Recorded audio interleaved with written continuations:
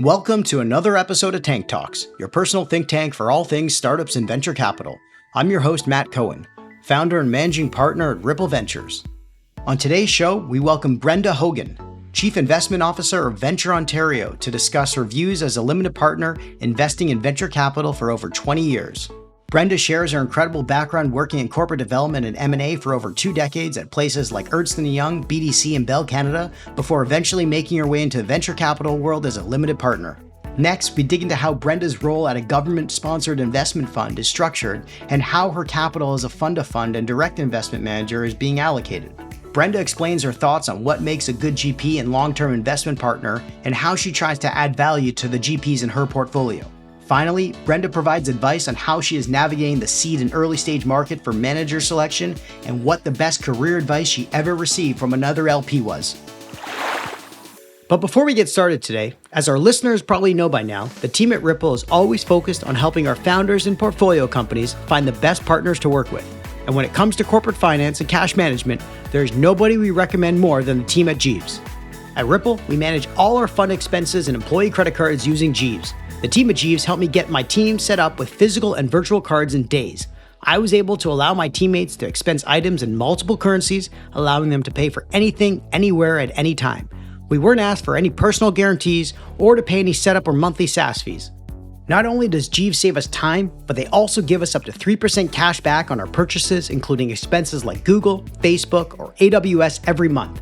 The best part is Jeeves puts up the cash and you settle once every 30 days in any currency you want, unlike some other corporate card companies that make you prepay every month.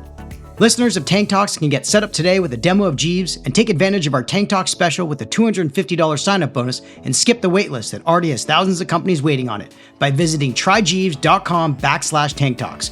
Use referral code Tank Talks to get set up today. Now let's jump into the tank for this week's episode with Brenda Hogan of Venture Ontario.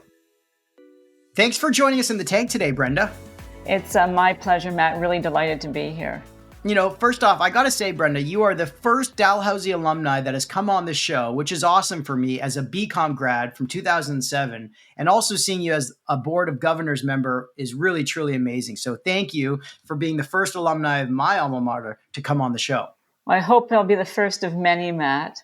Yes, absolutely. You know, I also appreciate you taking the time to share your thoughts on the venture capital markets these days and how limited partners and funds like yours are assessing the investment opportunities out there. But before we get started, I would love it if you can give us a brief background on how you ended up in the investment industry and how you ended up becoming the CIO of the Ontario Capital Growth Group. Well, Matt, just as a high-level overview, I mean, I've been in industry now for over 15 years in roles in corporate development, VC, mergers and acquisitions, and what have you. And, you know, I lived in Japan for a while to sort of get a different sort of cultural perspective. And then when I came back, I worked for a software startup. And I'm sure some of the listeners will understand, it's the old story. There was never enough money. People were coming and going. The product had bugs. But what I really learned from that, Matt, was that I like playing a role in building something and doing it in an environment where day in, day out, things are changing. So you have to constantly learn. And then from there, I went into Bell, building out the venture capital group there, and loved that intersection of tech and business development and finance. And then I heard Ontario was doing something around commercialization. And to make a very long story short, I went to OCGC, which recently rebranded to Venture Ontario. And I went when it was getting off the ground. So it in itself was a startup. And I was really energized with this prospects of being involved in building something. And Venture Ontario at the time was developing a direct investment fund. And so, you know, frankly, Matt, my role has grown and expanded along with the mandate of the organization, such that our strategy now has evolved and we now invest in venture capital funds. So that's sort of how I got to where I am today. You know, it's such an interesting background, Brenda. I always find it fascinating when people go and work at some sort of legacy and very kind of bureaucratic or slow-moving organizations, but find ways to bring innovation and sort of bleeding edge ideas into the fold of organizations like the Business Development Bank of Canada or Bell Canada, one of the oldest companies, you know, in North America. So what was it like going through sort of the corporate ladder and understanding where the sort of political threads could be pulled? And how was it that you made your way over to, you know, even have your name in the conversation when it came to this venture capital investment world? Well, it was interesting because you allude to company culture. And one of the reasons I was brought into Bell is because I lived abroad. So I think there was a feeling that I thought a little bit differently because the average person doesn't pick up and move to another country, right? I mean, a lot of the people in our circles do, but the average person doesn't. So I think there was a feeling I could bring a unique perspective to the table. And then, I often think it's very much about, solving problems, right? And whether you're a startup or whether you're an established corporation, you're going to have problems. And so I think it's about taking that problem solving mindset to it. And then, as I say, from there, I tried investment banking and did a few other things. And then the opportunity came up to go over to what's now Venture Ontario. And again, it was that idea that it was something new, Matt. And I felt that I'd have an opportunity to be part of that team that would build that out and stand that up. I kind of have empathy for the founder now because I've been involved in some startups myself. And so I think that helps actually in my role now as an LP is to have that founder and entrepreneurial understanding of what they're up against day in, day out. I mean, it's so refreshing to hear you say that because, we have a ton of empathy for founders because we're on the ground with them day to day. I work with founders and have invested in tons of founders, but hearing it also two steps removed coming from your world is also amazing to hear because sometimes we don't often hear how the LPs think about the founders. But, let's jump into what it is that you're focusing on today. So Venture Ontario, for our American or global listeners out there, please explain exactly, what it is, how it came together, and what the investment thesis and mandate is for the group. Sure. So, I mean, Venture Ontario in a nutshell is really the venture capital agency of the government of Ontario. And Venture Ontario was really created to promote and to develop the venture capital sector in Ontario so that more of the innovative, high potential funds and companies have access to the capital they need to grow and prosper. Because ideally, Matt, we'd love for the ideas to start here, grow here, scale here, and stay here. And those companies grow along with them. And so that's really sort of how we came to being. The main focus of what we do now is really to grow and manage the venture capital investment portfolio on behalf of the government of Ontario. And since we started a number of years back, we've invested. I guess we're up to around just under $500 million now, and more to come. Wow, that's incredible. And what would be the sort of long-term vision and then short-term execution from the government's perspective and then also from your perspective on a day-to-day basis? I mean, I think we'd love to see a significant cohort of venture capital funds across ICT, clean tech, life sciences, including medtech, so that when those entrepreneurs, particularly here in Ontario, have an idea that they can start and grow and scale that company, accessing capital near to home. That makes perfect sense. I mean, a lot of our founders who are listening here probably don't know a lot about Venture Ontario. And so I got to ask, how are you sourcing opportunities and deals? And how should founders even think about getting the right opportunities in front of you? Yeah. I mean, that's a good question, Matt. I mean, because we have a developmental mandate, we look at venture capital funds across a spectrum, funds that are more emerging. So maybe they're only on their first, second, or third fund. We look at more established fund managers. We look at managers who invest more in the early stage, others that are in the growth stage. And, in terms of sourcing, so I've been in venture for a number of years now. So I have a pretty good sense of who's out there, who's coming to market. And frankly, Matt, we are very active in the community. So, for example, I sit on the board of the Canadian Venture Capital Association. We're out there participating in industry conferences and other platforms where we get exposed to managers. And of course, we're in regular contact on a daily basis with other LPs across the country, both private sector LPs and public sector LPs, talking about who's in market, who's coming to market, and how we can collaborate and communicate on some of those opportunities. And I think one thing that I've noticed that's changed over the years is the sheer number of venture funds in market. I'm sure that's something we'll get to a little later in the conversation. But, I think it's really much having the pulse on what's happening out in the industry and it's really having an open door policy. Any fund who wants to speak with us, we're very delighted to take a call and have a meeting and understand, what they're looking to do and how we may be able to be involved. I mean, it's so amazing for funds like us at Ripple, such an early fund in our career, to have people like you who've seen so much to get some perspective and feedback on what it is we're trying to achieve. But, the venture industry has changed from a cottage industry into in a real industry. It's become industrialized in a way, especially in the US with, tens of thousands of new funds popping up everywhere. And Canada's obviously a small percentage of that. But you've been around the VC world for quite some time now. Can you give us an example of some early funds that you were fortunate to partner with, and what was it you saw in them that was different that made you want to take a bet on some of those early managers? I mean, you always, are hesitant to name anyone for fear that you leave somebody else. Of But I course. think what I would say, and folks can go to our website and get some more details. But what I would say, Matt, the common thread is really around, looking, obviously the funds have to be in the sectors that we target to align with public policy. But then beyond that, the kinds of things we look at and have enabled us to generate some returns over the years are the things that most investors would look at. So, obviously we look at the team, the composition, we look at the thesis, we look at the track record, we think about, what has the team done before, that prepares them to really execute really well. Because like so many things, and Matt, you've probably experienced it yourself, a lot of life comes down to actually, you've got to have the plan, but it's really the execution. So we look at, what has the team been able to achieve before and what problems have they been able to overcome, and how are they positioned now in the market to really drive value? Yeah. I mean, I would take it to another level. We're saying betting on fund managers is actually harder than betting on early stage startup founders because there's some type of product or metrics that you can go on when it comes to an individual startup or company. We just wrapped up our annual LP meeting with our first fund investors, and it was such a delight to hear them tell us that, wow, it's not often that a first-time fund manager delivers on the promise that they set out to in their first pitch deck with their first fund, which is really what happens. Is it's an empty promise that you have to deliver on with nothing to show for in the very beginning, or at least for the first few years. So it's even more of a leap of faith, wouldn't you say?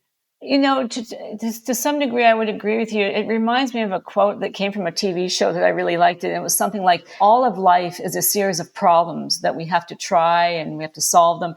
You get the first problem and then the next one and then the next one, then we die. I think the way we kind of think about it, and I think this is the same, if you look at our counterparts across the country, is that when you have an emerging fund manager, to your point, there's not a track record there. So then you say, well, what is the proxy? Like, what have they done in the past, collectively as a team on their own, that gives us some comfort that they're positioned to execute? Yeah, absolutely. I mean, and but hopefully they execute on a lot before they die. But let's double click on that for a second. What makes a good fund manager or good GP in your mind, and what makes a good long-term partner for Venture Ontario? Oh, it's a host of things. And I don't think they're in any particular order necessarily, but, off the top of my head, transparency, Matt.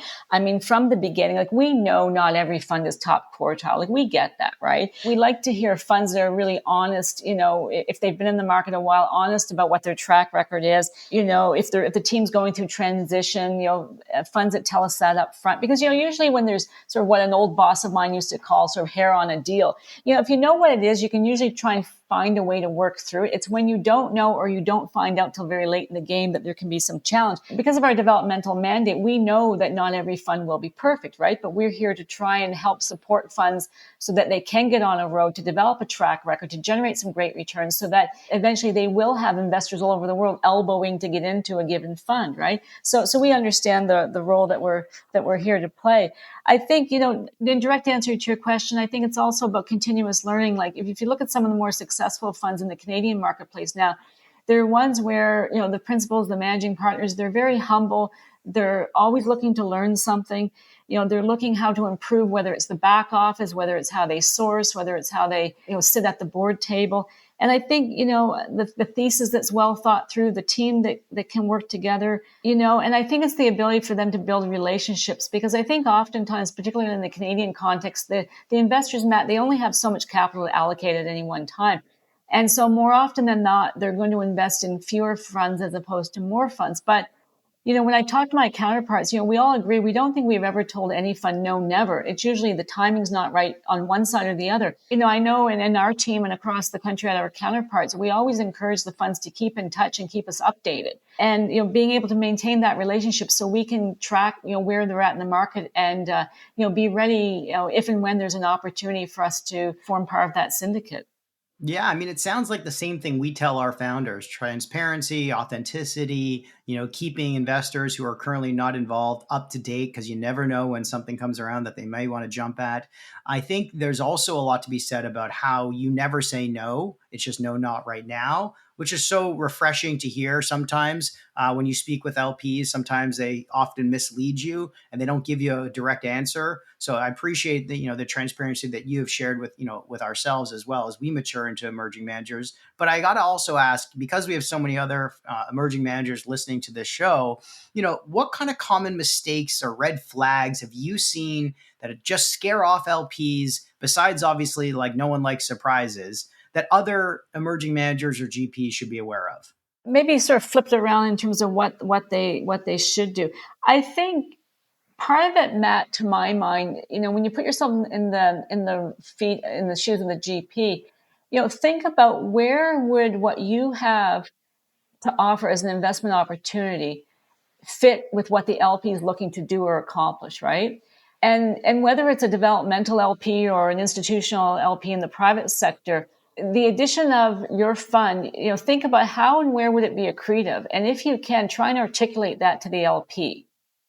I think that would be, helpful. I think the other thing, and I say this number two thing, particularly given the market conditions we're in, the macroeconomic conditions, but also the venture conditions, be prepared to negotiate, Matt, because I think everyone comes to market or raises a successive fund thinking about particular terms. But just like when the GP invests in a portfolio company, the terms that you might have looked at, 2 years ago or 5 years ago are not necessarily the terms that make sense to put forward now. So I think it's a matter of the GP having an understanding of, what are they offering vis-a-vis what other funds in the market are offering, and where do they fit, and how is that likely to resonate with the potential investor base.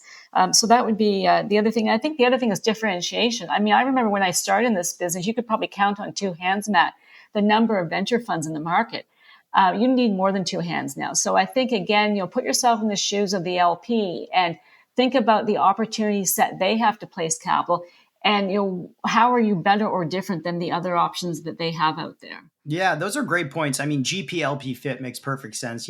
I thought early on raising first fund, anyone would want to throw money at being an LP in fund one, which I was totally wrong by, but I was humbled by as Optimism well. reigns. Exactly. And that's okay. But now going in, our third fund with a large institutional anchor, I've realized that there really needs to be strategic alignment. I don't need to go into an LP meeting and just pitch or tell them what we're up to. It's more like, well, what are you looking to get out of this relationship? Because one, it is a marriage, it's long-term, 7 to 10 years. And there needs to be more than just this capital economic trade-off between the two. So when you get on a call with a corporate VC, there's got to be an alignment with what you're investing, what your thesis is. I'm not going to go claim that I'm going to go invest in space tech if there's a space tech focused institutional fund of fund. That just makes no sense. And so getting that out of the way early is great advice, and something that I learned after our first fund.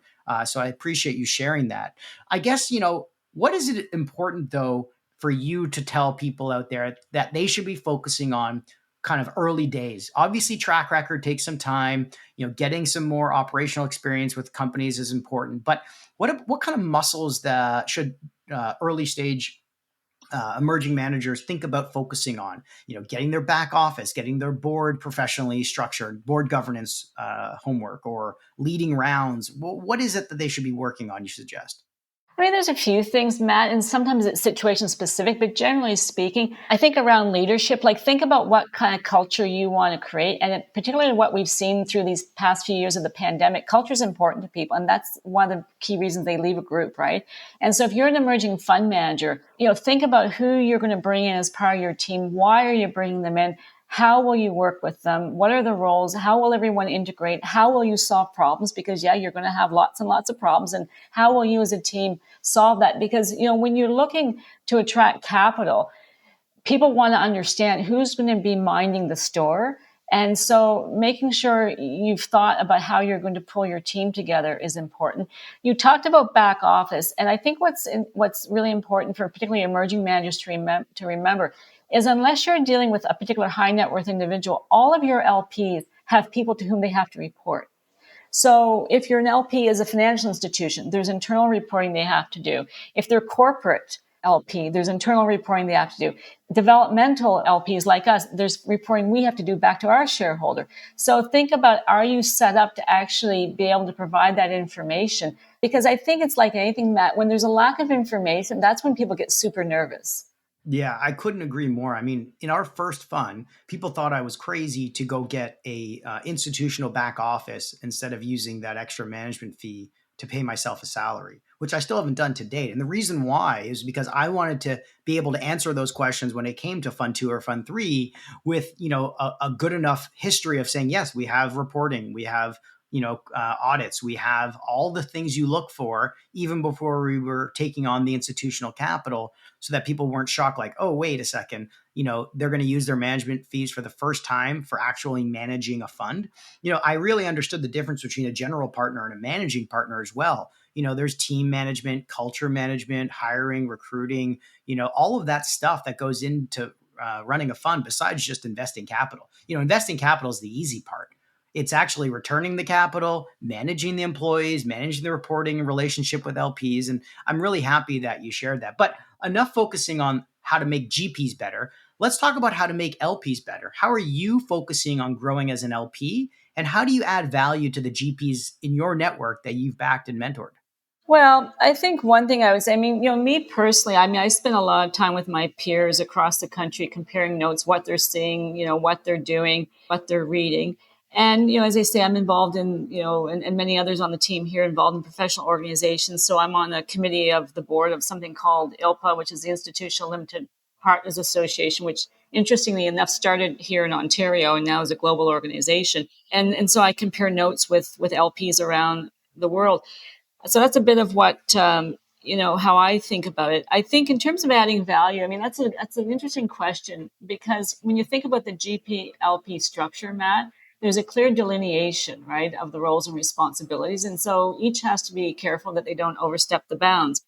But, there's an expression I like that says where you stand on issue, sort of depends on where you sit. And kind of where I sit, I get a chance to sort of engage with a lot of GPs and LPs. And so I'm always, glad to share my perspective, in terms of with GPs, in terms of what's happening in the market or what perhaps leading practices are that they may want to look at. And I think, going back to the comment earlier about, sort of my background, having been involved with direct investment portfolios, it kind of gives me another lens to look through, when talking to GPs around some of the issues that they're looking to sort of solve for. So I think, part of the role too as an LP is to provide that different lens and act as a bit of an informal sounding board.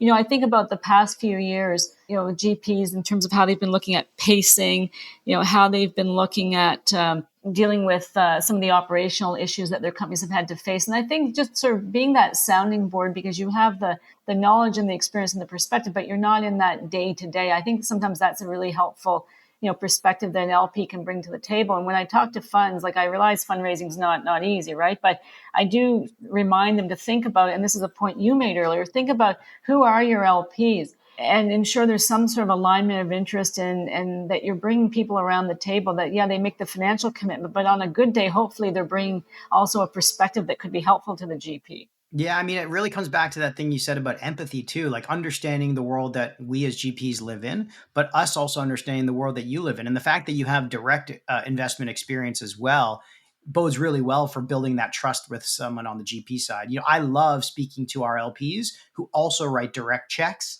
because it just allows us to have a more authentic conversation. When it's just someone who only invests in funds, they're kind of only getting one side of the story. And that's a little bit hard to bring them onto the other side of the table where, we sit with the direct investments into a single asset. Wouldn't you agree? Yeah, absolutely. So true. Couldn't have said it better myself. Let's talk about the markets though. Obviously, they're seeing a lot of change right now. Over the last couple of years, we saw huge highs and now we're seeing new lows. So how are you navigating this early stage market for manager selection? And how are you handling the existing investments and commitments you've made going forward? Well, I think, part of our mandate really is as a developmental, institutional LP, as a fund of funds. And so, lots of groups are coming to market, they're in market, they may be first time, they may be coming back. I think though, the fundamentals continue to be the same, looking at the strong team, looking at where they've failed, where they've succeeded, why this thesis, why this team. and why now? Because, I mean, nobody really has a crystal ball, which should be obvious, but I'll say it anyway. It's like an old psychology professor of mine said, don't be afraid to state the obvious sometimes. But I think, especially when markets are evolving, Matt, it's kind of important to kind of think about the fundamentals and think about long term. And as you pointed out before, this is a really long term, this is a marathon, not a sprint. I mean, as you know, these LPAs, 10 years, 2-year extensions, et cetera, et cetera. Just like you as a fund manager spends a fair bit of time up front getting comfortable with the companies you're looking at. We spend some time getting comfortable with the fund managers, because frankly, when we invest in make commitments to fund managers who have had success or are positioned for success, like if you think about that benefits everybody, right? Like if we're generating returns, that means all the other LPs are generating returns. If returns are being generated, that's likely that the GP will be able to go back to market and do a subsequent fund. And if they're able to do that, chances are the underlying companies have done super well. They've generated revenue. They've hired people. So it really is, like, to use an overused expression, it really is a win-win for everyone. So us supporting those who are positioned for success actually at the end of the day helps everybody. Totally. I mean, it's the definition of an ecosystem. We see it happening all the time. I tell our LPs, you're my LPs, my clients in the long term, but our founders are our clients in the short term, because if they're successful, then we're successful and our LPs are successful, and it all trickles through. I mean, what are your thoughts around sort of all these big name firms in the US seeing attrition of some of their GPs going out and starting their own firms? We've started to see a little bit of attrition here in Canada. What do you think about GPs leaving some of these more established firms and maybe breaking it out on their own? Well, look, I mean, the human dynamic's the human dynamic. I would say the silver lining I see in some of these things is that when people have, well, let me put it this way: this whole business is an apprenticeship business, right? And up until the last few years, there were not a lot of places you could go in Canada to learn how to be an investor, a VC, right? I think, though, we're at the point now where we're getting funds that are at scale. They're even looking at succession planning. They're bringing in juniors. They're bringing them up the ranks. But at the end of the day, some of them, just like those of us who worked for big companies and left, just like some of them, they're going to say, well, look, you know what? This is probably not quite the fit for me, or I no longer buy into the thesis. Or, you know what? I think I have enough under my belt now. I'd like to go start something. And I actually think that when it's managed well is actually probably something good for the market to a degree, right? I mean, like, you always want to have, like, I think of the old-fashioned analogy of a shopping mall. Like, you need a number of anchor tenants, right, to make the whole model work. But having said that, we also need new groups coming together and exploring, new areas of opportunity. And so, as I say, I think they're starting to get, enough of a pool of people now that we are going to start to see, people moving around and forming new funds. And net on net, I think it's going to be really great for the ecosystem. I mean, it's the exact same thing as people leaving Shopify or people who left BlackBerry to go start their own startups. We wouldn't have had great companies to back. And now, with more capital hopefully being available from the LP side, to new managers, I think it is a great thing. And you're right, it is an apprenticeship industry. So you kind of have to expect that when someone gets to a certain level, they're going to want to try and take their own shot at it, which makes perfect sense. So I totally agree with you. I mean, I got to also ask you, what kind of returns, though, are you underwriting for in these markets? And has that changed over the last couple of years going into sort of the pandemic and then now coming out of it with where we sit today? Yeah, I mean, we do have a developmental mandate, so we look at it through that lens as well, and balancing that with generating some returns so that we're able to continue to participate in the market. I mean, I'm reminded of that expression: we can't change the wind, but we can adjust our sails. And so I think it's a matter of taking a long-term look on these things, because I think the market's always going to be choppy. I think the 10 or 12-year bull run that we had, I'm not sure we're going to see that again anytime soon. But, having said that, one of the areas I think a lot of people are turning their attention now are terms, Matt.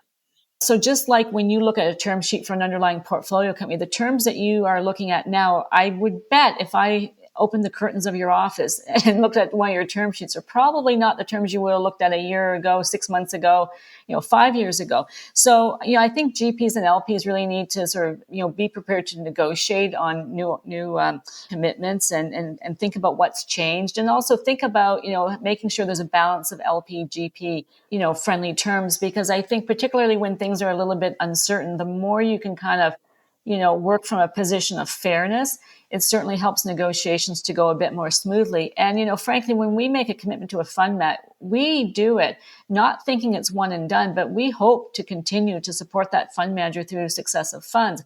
And so having that relationship get off to a good start is important for everybody. And so we do try to make sure that, particularly in these markets, that the terms are fair and reflect market terms. And when you're going out there fundraising and you're approaching private sector institutions, if the terms do not resonate with them, it's going to be a very short conversation, right? And so I think that's something to be really, really mindful of.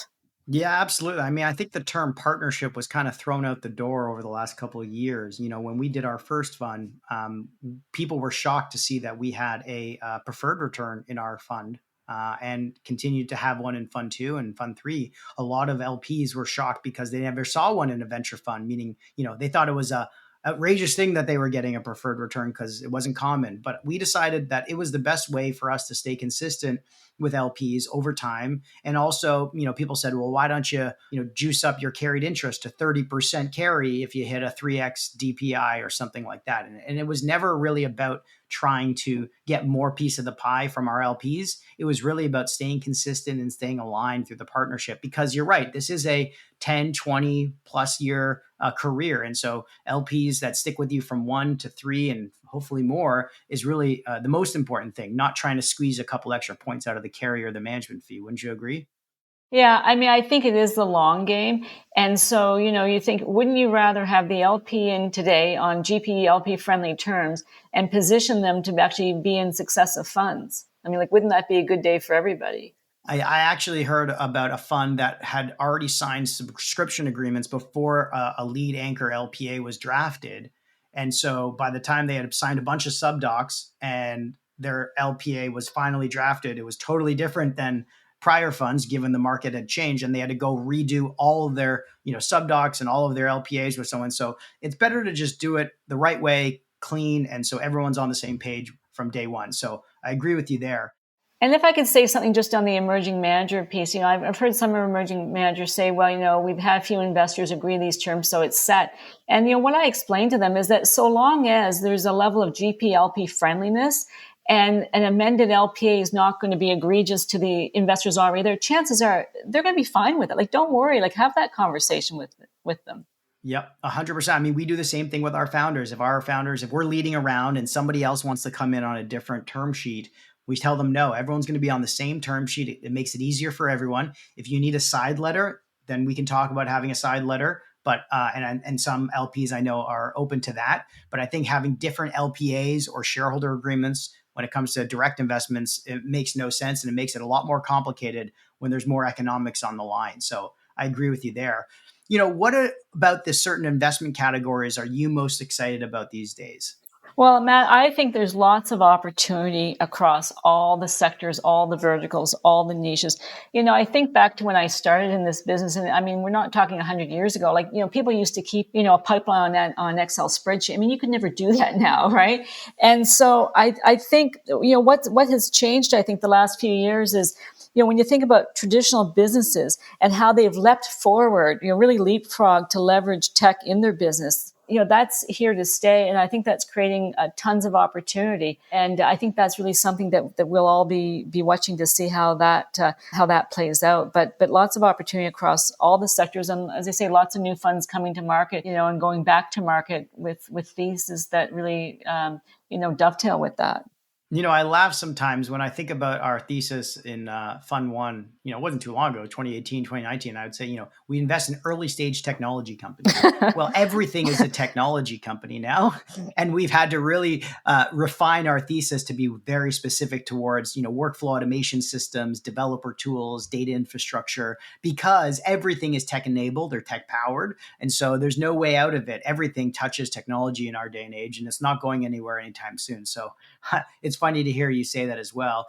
We just finished our LP meeting, as I mentioned before, and some of the questions were around how to mitigate risk as an LP in the current markets today. How are you thinking about mitigating risk as an LP when making new commitments right now? knowledge is really helpful. Information is really helpful. So, when I think about mitigating risk, and how the team at Venture Ontario thinks about it, is that we've built a network, and we continue to, Matt, so we can compare notes with our peers. I'm not talking about sharing confidential information. Don't get me wrong. But we sort of share information that we can, to think about what are those risks, because everyone still has to place the capital, right, Matt? And so it's a matter of, what are those risks, and identify them. Can you ring fence them, and can you mitigate them? Because like an old boss of mine at Bell used to say, you can always find, hundreds of reasons not to do a deal. He used to tell me, he said, find the 3 reasons to get the thing done and drive on. And that has stuck with me. Like, this is over probably 15 years ago now, back at Bell. And I think it's about, keeping a cool head, because I think every time we see something a little bit different, there's that tendency to think, oh my goodness, what do we do? We've never seen this before. But usually, Matt, you can pull out some threads that kind of lead you on a path forward. And I think the other thing when I think about, mitigating risk is, accessing, and I would say this to the GP as well, lean on these membership organizations, whether it's the CVCA or ILPA, for some of those leading practices to kind of help in times like this, and think long term. And, going back to our discussion a little while ago about terms and conditions in the LPA, I think now's the time for everyone to be looking at those with a fine-tooth comb, and making sure everyone's comfortable with what they're signing on for. Because again, when the market's great, it's like anything. When a relationship or the market's great, nobody really looks at the paperwork after it's signed. But when something goes astray, everyone's back to the paperwork. So I think it's a matter of thinking through, what makes sense in a contemporary environment. Yeah, Matt, it's great to look back at agreements you signed 5 years ago and try and do the same today. But the world's different today, right? It's a very different world. And so that means that we all have to take the learnings we have. That's great. But also what is required to move forward in a contemporary environment, and make sure that that's really locked down. Yeah, I mean, well, speaking of learnings, you kind of answered one part of it with your last advice from your former role at Bell. But what is the best career advice that you've ever received from another LP in the space that you can share with us today? Yeah, I'm not sure it was from another LP. I'm not sure where I got this, but one thing that I think about on a daily basis is that whole expression, seek first to understand. And I find that's really useful, when you're in a negotiation with a fund manager, when you're dealing with a staff issue or what have you, is just to back up a little bit and sort of make sure you understand all the elements, and then, make sure you define the problem. Like, define the problem. Because usually the solution comes pretty quickly. Like, most people, I find, like, it's defining the problem is a real stumbling block. It's so funny to hear you say that, because I said the same thing to our team when we were looking at some Web3 investments. And I said, they're trying to build a solution that doesn't have a problem to it. And that happens a lot with early stage founders. They get too hung up on the solution when they don't really understand the problem. And so what we tell our founders at the very early stages, don't worry about building a solution right now. Just really understand the problem, identify the pain points that your customers are feeling, and just give them something a little bit better, and then expand into a really powerful solution, which is, I think, counterintuitive for what a lot of people think about, what they're doing every day. But that's great advice, and I appreciate you sharing that with us. Before we wrap things up, we always like to ask our guests for their fast favorites. So first off, your favorite podcast.